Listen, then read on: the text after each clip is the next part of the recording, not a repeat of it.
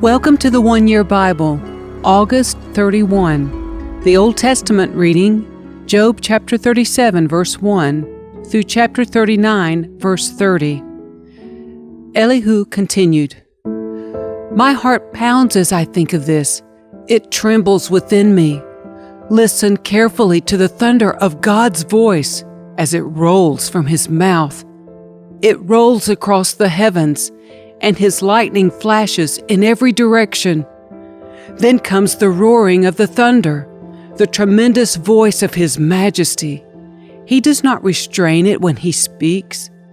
God's voice is glorious in the thunder. We can't even imagine the greatness of His power. He directs the snow to fall on the earth and tells the rain to pour down. Then everyone stops working so they can watch His power. The wild animals take cover and stay inside their dens. The stormy wind comes from its chamber, and the driving winds bring the cold. God's breath sends the ice, freezing wide expanses of water. He loads the clouds with moisture, and they flash with His lightning.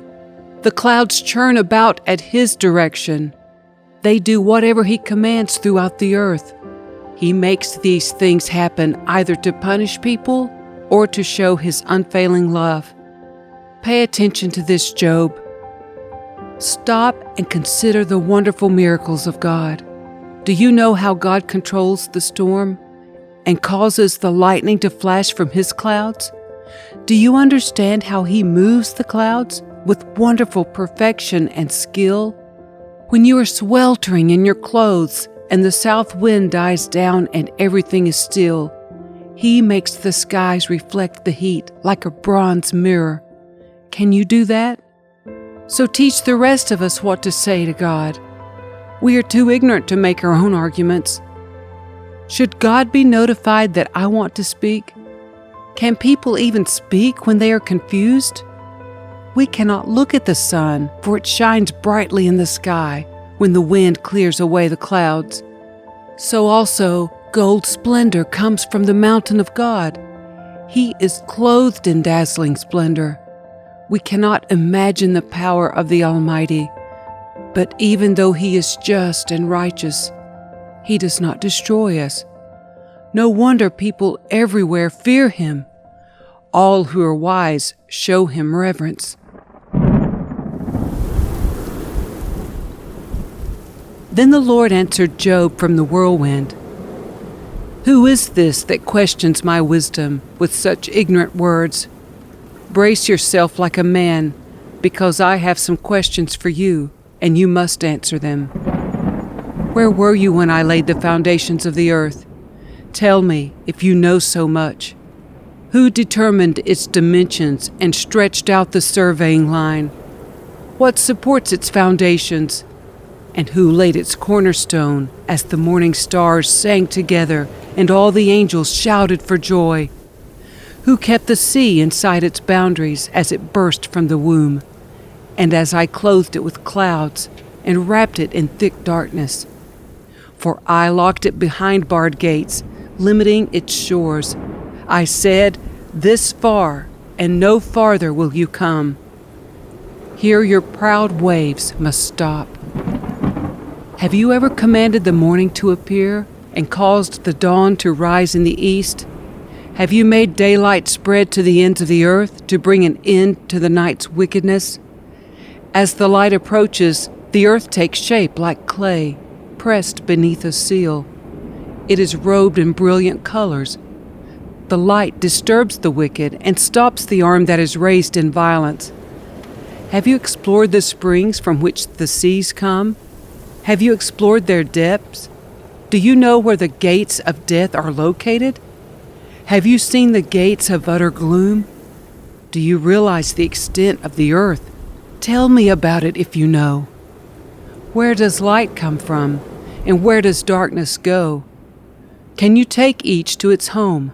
Do you know how to get there? But of course you know all this, for you were born before it was all created, and you are so very experienced. Have you visited the storehouses of the snow, or seen the storehouses of hail? I have reserved them as weapons for the time of trouble, for the day of battle and war. Where is the path to the source of light? Where is the home of the east wind? Who created a channel for the torrents of rain? Who laid out the path for the lightning? Who makes the rain fall on barren land, in a desert where no one lives? Who sends rain to satisfy the parched ground and make the tender grass spring up? Does the rain have a father? Who gives birth to the dew? Who is the mother of the ice? Who gives birth to the frost from the heavens? For the water turns to ice as hard as rock, and the surface of the water freezes. Can you direct the movement of the stars, binding the cluster of the Pleiades or loosening the cords of Orion? Can you direct the constellations through the seasons, or guide the bear with her cubs across the heavens? Do you know the laws of the universe? Can you use them to regulate the earth? Can you shout to the clouds and make it rain? Can you make lightning appear and cause it to strike as you direct? Who gives intuition to the heart and instinct to the mind? Who is wise enough to count all the clouds?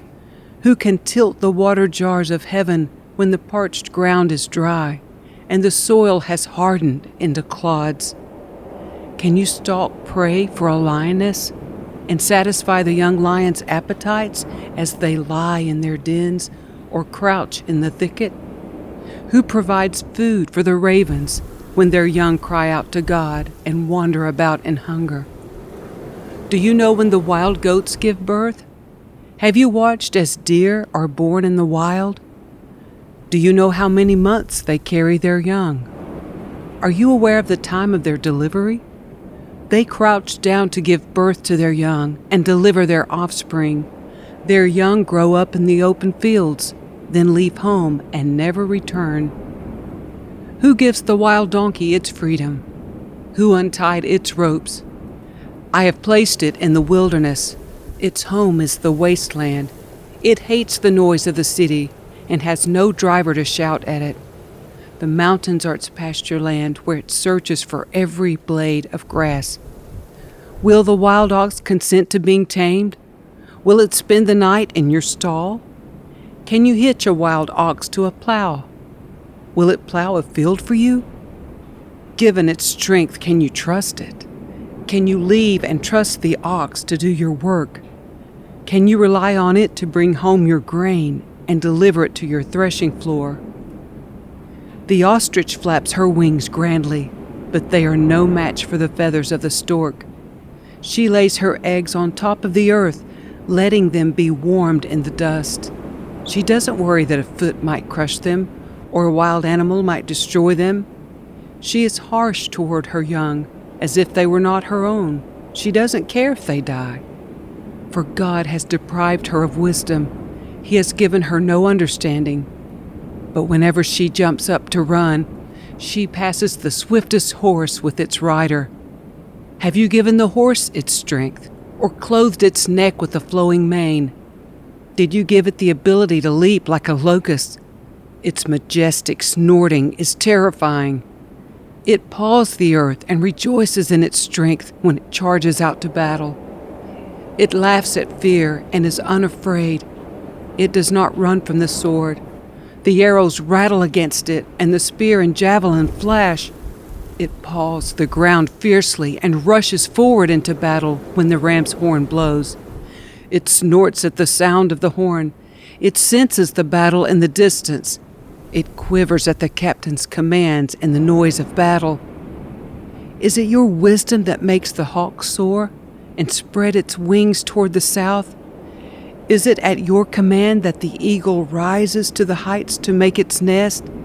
It lives on the cliffs, making its home on a distant rocky crag. From there it hunts its prey, keeping watch with piercing eyes. Its young gulp down blood. Where there's a carcass, there you'll find it.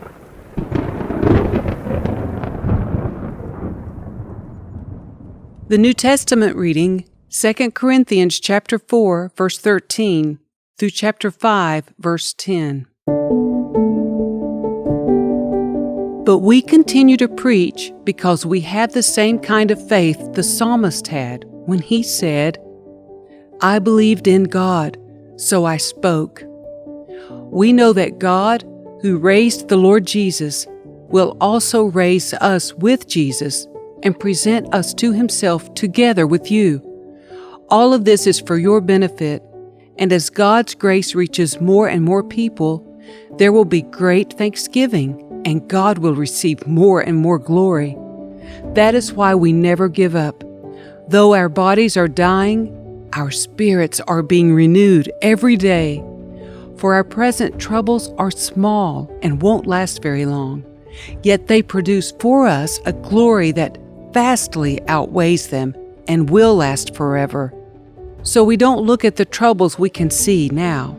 Rather, we fix our gaze on things that cannot be seen. For the things we see now will soon be gone, but the things we cannot see will last forever. For we know that when this earthly tent we live in is taken down, that is, when we die and leave this earthly body, we will have a house in heaven, an eternal body made for us by God Himself and not by human hands. We grow weary in our present bodies, and we long to put on our heavenly bodies like new clothing. For we will put on heavenly bodies. We will not be spirits without bodies. While we live in these earthly bodies, we groan and sigh. But it's not that we want to die and get rid of these bodies that clothe us. Rather, we want to put on our new bodies so that these dying bodies will be swallowed up by life. God Himself has prepared us for this, and as a guarantee, He has given us His Holy Spirit. So we are always confident, even though we know that as long as we live in these bodies, we are not at home with the Lord. For we live by believing and not by seeing. Yes, we are fully confident, and we would rather be away from these earthly bodies, for then we will be at home with the Lord.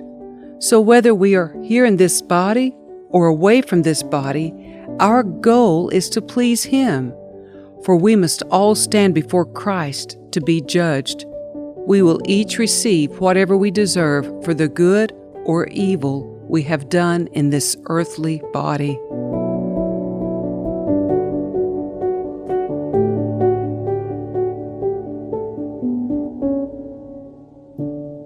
Psalm 44, verses 9 through 26. But now you have tossed us aside in dishonor. You no longer lead our armies to battle. You make us retreat from our enemies and allow those who hate us to plunder our land. You have butchered us like sheep and scattered us among the nations. You sold your precious people for a pittance, making nothing on the sale. You let our neighbors mock us. We are an object of scorn and derision to those around us. You have made us the butt of their jokes. They shake their heads at us in scorn. We can't escape the constant humiliation. Shame is written across our faces. All we hear are the taunts of our mockers. All we see are our vengeful enemies. All this has happened though we have not forgotten you. We have not violated your covenant. Our hearts have not deserted you. We have not strayed from your path. Yet you have crushed us in the jackal's desert home. You have covered us with darkness and death. If we had forgotten the name of our God, or spread our hands in prayer to foreign gods, God would surely have known it, for He knows the secrets of every heart. But for your sake we are killed every day. We are being slaughtered like sheep. Wake up, O Lord. Why do you sleep? Get up. Do not reject us forever. Why do you look the other way? Why do you ignore our suffering and oppression? We collapse in the dust, lying face down in the dirt. Rise up. Help us. Ransom us because of your unfailing love.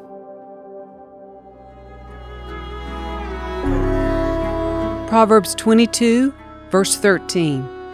The lazy person claims, "There's a lion out there. If I go outside, I might be killed."